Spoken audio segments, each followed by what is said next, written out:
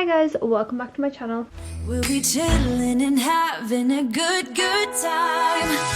Doesn't matter if the snow is falling or the wind blows and the rain is pouring. So in today's video we're going to be decluttering all of my powders and my bronzers. This is quite a large collection. I am such a bronzer and mainly bronzer connoisseur. I love testing new bronzers, whether it's cream bronzers, powder bronzers, so I've acquired quite a bit. I do want to whittle this down because I do not use half of these, and I just think it is completely unfair to keep them in my collection when someone else could be using them, or yeah, just someone else might love them and give them a better home. So if you want to see me decluttering these, then please keep watching. Make sure to give this video a big thumbs up and subscribe to my channel, and yeah, let's go. As you can see, we have quite the collection to go through, so I'm just going to start picking up bits and going through. So the first thing that I have is the L'Oreal Bronze to Paradise bronzer. This is very new to me. It is a new bronzer in my collection. I actually really enjoy this for a drugstore bronzer, so this will be definitely one we are keeping. Another bronzer very new to me is the e.l.f. Putty Bronzer. For a drugstore cream bronzer, I actually really enjoy this. I think it has a lovely formula. It's very buildable, it's very easy, so I will be keeping this. Okay, this is a mini Laura Mercier translucent setting powder, but it's in the shade Translucent Honey. Now, although I do tan, this shade is still a bit too dark and a bit too yellow for me, so I think this will be decluttered from my collection. Another powder that we have is the Huda Beauty Easy Bake Loose Setting Powder. I have mine in the shade Pancake. This is my all-time favorite setting powder, so this will 100% be kept. It's such a good powder if you want something that's going to blur your skin, if you want something that's going to make your skin just look so flawless and really good in photos. I would really recommend. Then we have this bronzer. This is the Makeup Forever Pro Bronze Fusion in the shade 25L.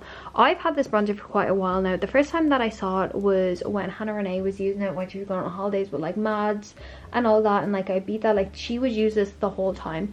I really do like this bronzer, more so in summer than I do in winter, but it's also really good to bronze up your chest because it has that bit of a glow as well, so I will be keeping this. Guys, you might actually be shocked, but I'm actually going to be decluttering this Charlotte Tilbury Airbrush bronzer.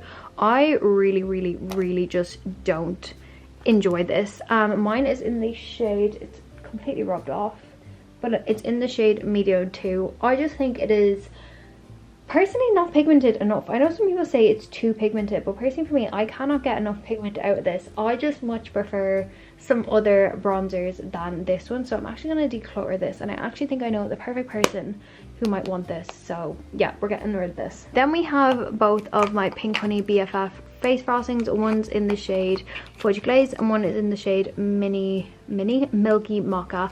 I love these bronzers. I think these bronzers perform so well. They're super creamy, they're super pigmented, they're easy to blend, and yeah, you don't need a lot of these, so I will be keeping the both of these. Then we have my MAC bronzers. These are all the mineralized skin finishes. We have Give Me Sun, we have, this is medium dark, and then we also have my ultimate favorite, which is dark.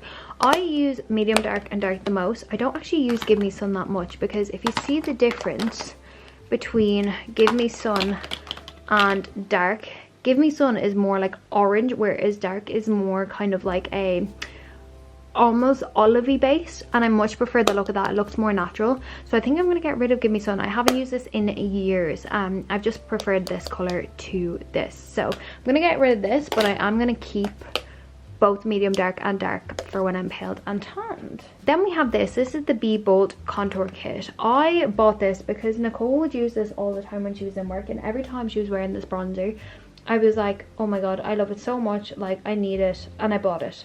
But I have not touched this. Like, this is not a product I actually have touched that much, and I just don't think I'll ever reach for it again, to be honest. It's not one of my favorite bronzers, so I definitely think that I'm gonna declutter this. Then we have a mini Huda Beauty Baby Bake Loose Baking and Setting Powder in the shade Cherry Blossom Cake. I got a mini size of this because I was unsure if I was gonna love it / unsure if I was gonna use it that often. I don't use it that often, but I do use it for when I'm pale. I think it really brightens my under eyes, so I will be keeping this. There's not much in it, so I'll get through it quite quickly, so I'm going to keep this. Then we have my Refi Cream Bronzer in the shade Tan. This shade is just a little bit too dark for me. It's a bit too dark. As you can see, it's very red toned. However, I think this would be so nice in summer, especially for when I need to like bronze up my neck and stuff like that, if you know my tan's too dark, or not my tan, my foundation's too dark. So I will be keeping this just for the summer. I do really enjoy the formula of these. I just wish I got a lighter shade. Another powder, this is a Laura Mercier Secret Blurring Powder for Under Eyes in the shade 1. Now you're probably thinking like, what does that do?